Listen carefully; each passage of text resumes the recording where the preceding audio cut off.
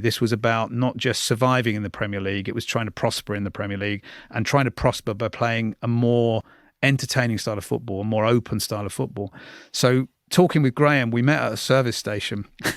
And again, this isn't all glamour. This isn't very glamorous, is it? And people always think you're meeting in some luxury hotel in Mayfair. We met at a service station, got permission from Trevor Birch, who was the chief executive of Swansea at the time. Finally, Trevor didn't make it easy. He's a good negotiator. Eventually got the chance to talk to Graham. And I talked about the vision and tried to sell the vision to Graham.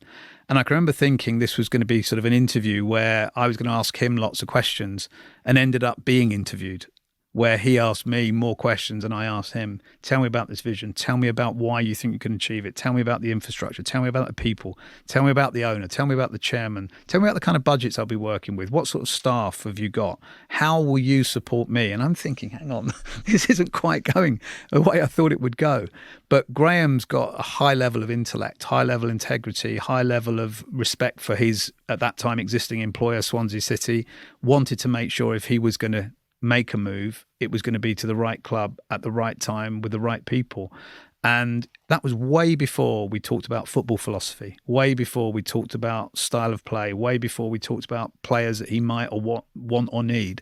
And I thought that said a lot about him. You know, get the basics, get that foundation established, make sure he was going to be working with people that he felt he could work with.